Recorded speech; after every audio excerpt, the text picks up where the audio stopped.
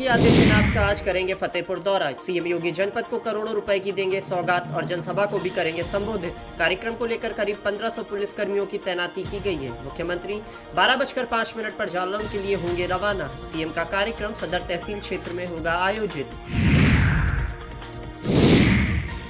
कांग्रेस सांसद इमरान मसूद के सोनम वांगचुक के लिए अन्ना पार्ट 2 और सरकार के साथ पर्सनल डील वाले बयान पर उत्तर प्रदेश के उप मुख्यमंत्री केशव प्रसाद मौर्य ने कहा, जिस आदमी ने इतने दिनों तक बिना किसी रोक टोक के अनशन किया, शांति से स्टूडेंट्स की मांगे उठाई, कांग्रेस एसपी आपने उस आंदोलन में घुसकर अराजकता फैलाने की कोशिश की। जो हालात शांति से संभाले जा सकते थे, उन्हें इन लोगों ने शांति भंग की करने की हालत तक पहुंचा दिया है। इसलिए इन सभी को ये मान लेना चाहिए कि उनका राजनीतिक भविष्य अंधेरे में है। देश की जनता को भाजपा और प्रधानमंत्री मोदी पर भरोसा है।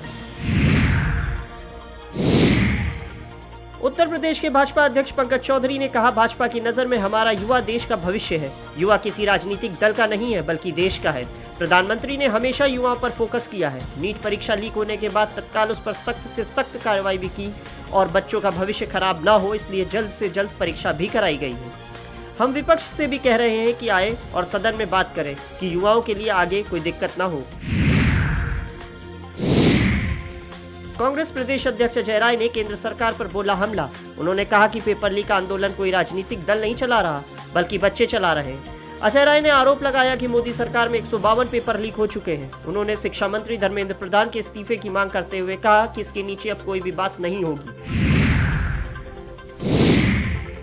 सपा सांसद अवधेश प्रसाद ने रामधन गबन मामले पर दिया बड़ा बयान। उन्होंने कहा कि यह आस्था से जुड़ा मामला है और लोग यहां दान पुण्य करते हैं। अवधेश प्रसाद ने ट्रस्ट से जुड़े लोगों की जांच की मांग करते हुए कहा कि मामले में सख्त कार्रवाई की जानी चाहिए। मंत्री संजय निषाद ने विपक्ष को लेकर दिया विवादित बयान। उन्होंने कहा कि विपक्ष के लोग सड़क के हैं और जनता ने इन्हें सदन लायक नहीं समझा। संजय निषाद ने कॉकरोच जनता पार्टी को लेकर भी आरोप लगाया कि वह पाकिस्तान की आईडी से चल रही है। धर्मेंद्र प्रधान को हटाने की मांग पर उन्होंने कहा कि बस का टायर बदला जाता है, बस नहीं। उन्होंने कहा कि इस मामले में सचिव बदल दिए गए हैं।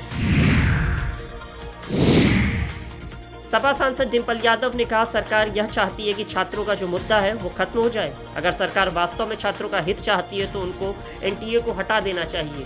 बहुत सारी शिकायतें आ रही हैं। शिक्षा मंत्री धर्मेंद्र प्रधान को खुद ही इस्तीफा दे देना चाहिए था। यह केवल दिल्ली में प्रदर्शन नहीं हो रहा है, अन्य शहरों में भी प्रदर्शन हो रहा है। मेरा मानना है कि शिक्षा मंत्री को नैतिकता के आधार पर इस्तीफा दे देना चाहिए। सपा सांसद इकरा हसन ने कहा, इधर उधर की बातें चल रही हैं, पहले छात्रों की मांग पूरी की जाए। सभी लोगों को इस्तीफा चाहिए, हम उस पर अटल हैं। छात्रों की मांग अटल है। फास्ट ट्रैक कोर्ट होना, लेकिन रेप के मामले में जो फास्ट ट्रैक कोर्ट बने हैं उनमें कितनी कार्रवाई हुई, कितनी प्रगति हुई, ये भी सोचने की बात है। प्रभारी मंत्री धर्मपाल सिंह ने विपक्ष पर बोला हमला। कहा कि विपक्ष छात्रों के भविष्य पर राजनीति कर रहा है और नीट के नाम पर राजनीति की जा रही है। जौहर विश्वविद्यालय मामले पर धर्मपाल सिंह ने कहा, कानून अपना काम कर रहा है। कैबिनेट मंत्री ओम प्रकाश राजभर ने छात्र प्रदर्शन को लेकर दिया बयान। उन्होंने कहा कि छात्र प्रदर्शन में कुछ उपद्रवी शामिल हैं और आंदोलन की आड़ में उपद्रवी घुस आए हैं। राजभर ने सवाल उठाया कि प्रदर्शन में बिरयानी के लिए फंडिंग कहां से आ रही है और छात्रों के पास पैसा कहां से आ रहा है। उन्होंने इसके पीछे विदेशी फंडिंग होने की आशंका जताई। राजभर ने यह भी कहा कि शिवपाल यादव सपा में अपमानित महसूस कर रहे हैं। 24 घंटे के सत्याग्रह को लेकर सपा विधायक अमिताभ वाजपेयी ने दिया बयान। उन्होंने कहा कि हमारा सत्याग्रह पूरा सफल रहा है। अमिताभ वाजपेयी ने कहा कि लगातार धरना देकर विरोध दर्ज कराया गया। बस्ती योगेंद्र उपाध्याय के सोनम वांगचुक के प्रदर्शन को राष्ट्रद्रोही बताने वाले बयान पर चढ़ गया सियासी पारा। सपा विधायक महेंद्रनाथ यादव ने तीखी प्रतिक्रिया देते हुए कहा कि बीजेपी सरकार अहंकार में चूर है। उन्होंने योगेंद्र उपाध्याय से माफी मांगने की मांग भी की है। कांग्रेस पार्टी प्रवक्ता आशुतोष राका ने प्रदर्शन को लेकर दिया बयान। उन्होंने कहा कि हमारा विरोध प्रदर्शन जारी रहेगा और धर्मेंद्र प्रधान का इस्तीफा चाहिए। राका ने कहा कि पीएम रात में वीडियो जारी कर रहे हैं, जिसका मतलब है कि दबाव बहुत है। उन्होंने कहा कि पीएम ने सख्त कार्रवाई की बात कही है, लेकिन हम सभी धर्मेंद्र प्रधान के इस्तीफे से ही मानेंगे। सपा सांसद वीरेंद्र सिंह ने छात्र आंदोलन को लेकर दिया बयान। उन्होंने कहा कि छात्र आंदोलन किसी व्यक्ति विशेष का नहीं है, अब सवाल करोड़ों छात्रों का है। वीरेंद्र सिंह ने कहा कि जब तक इस्तीफा नहीं होगा तब तक इंडिया गठबंधन का प्रदर्शन जारी रहेगा। हिंदू रक्षा दल के पिंकी चौधरी ने स्टूडेंट प्रोटेस्ट को लेकर दिया विवादित बयान। उन्होंने प्रदर्शन को सनातन विरोधी बताते हुए छात्रों पर लगाए आरोप।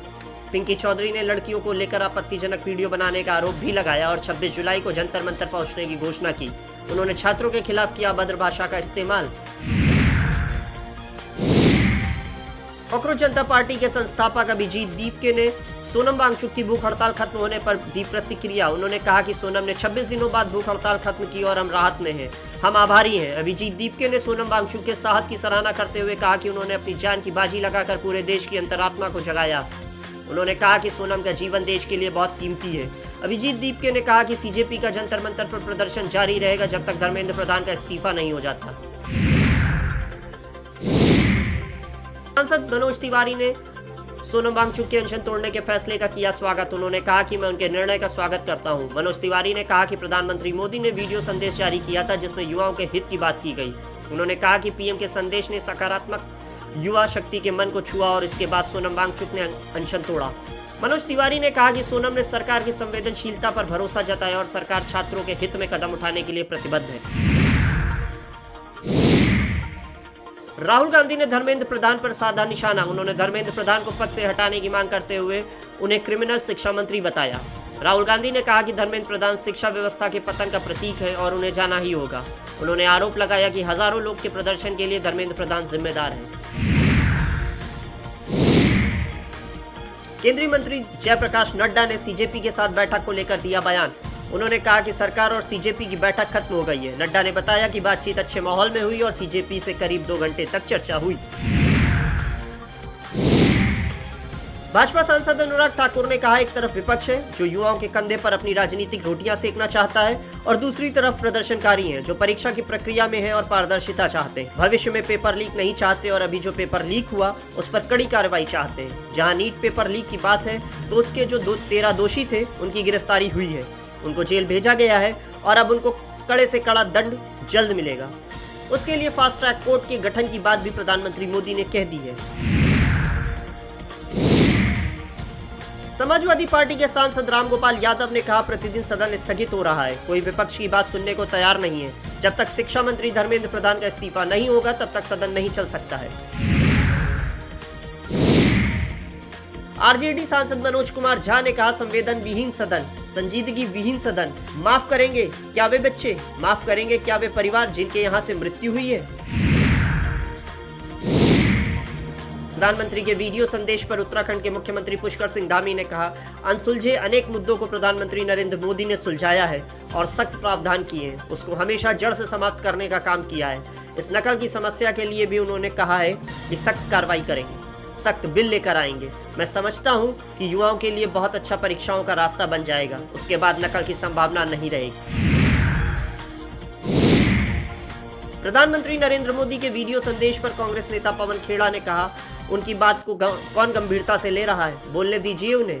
22-25 दिन बाद मुंह खोलते हैं और अजीब सी बात कर रहे हैं। देश का नौजवान सड़कों पर किसी कारण से है, इन बातों से उनकी कुंठा दूर नहीं होने वाली।